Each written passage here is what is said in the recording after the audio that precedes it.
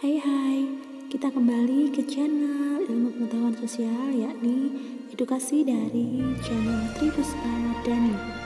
Kita membahas tentang Association of Southeast Asia Nation. ASEAN berdiri di Bangkok, Thailand pada tanggal 8 Agustus 1967. Diprakarsai oleh 5 negara. Yang pertama dari Indonesia diwakili Adam Malik, kemudian dari Malaysia diwakili Tun Abdul Razak, dari Thailand diwakili oleh Tanat Koman, kemudian dari Filipina diwakili Narcisco Ramos, dan terakhir dari Singapura diwakili S. Raja Ratnam. Latar belakang berdirinya ASEAN, yang pertama memiliki nasib hampir sama, yakni pernah dijajah oleh bangsa lain kecuali Thailand. 2. Memiliki ras dan kebudayaan yang hampir sama.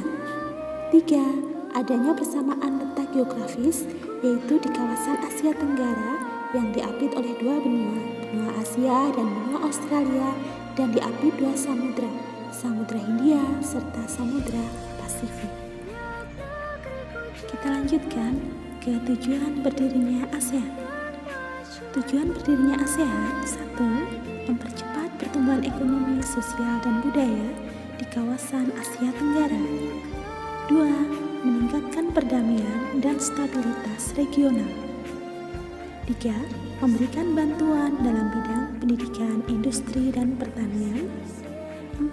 Menangani dan meneliti masalah yang timbul di kawasan Asia Tenggara.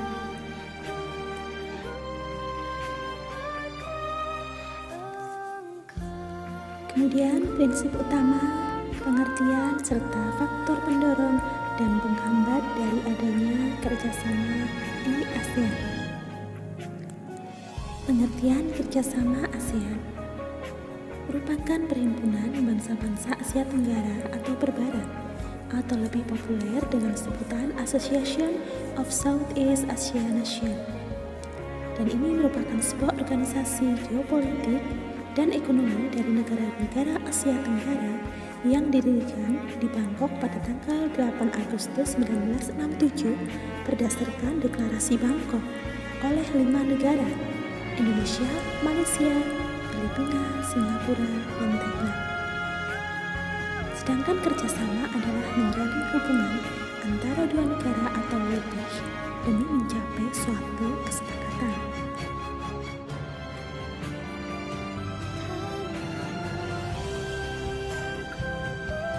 Kemudian kita lanjutkan ke prinsip utama kerjasama ASEAN. Yang pertama, kerjasama bersifat efektif antar anggota. Kedua, menolak penggunaan kekuatan yang mematikan. 3. Menyelesaikan perbedaan atau perdebatan dengan cara yang damai. 4. Tidak mencampuri urusan dalam negeri sesama negara anggota. 5. Hak untuk setiap negara untuk memimpin kehadiran nasional bebas daripada campur tangan, subversif atau koersi pihak luar. 6.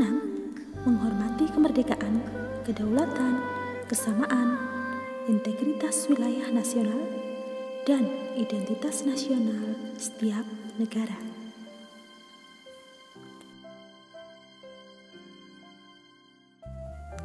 Ada 3 tujuan kerjasama ASEAN. Pertama, meningkatkan pertumbuhan ekonomi, kemajuan sosial, dan pengembangan kebudayaan negara-negara anggotanya.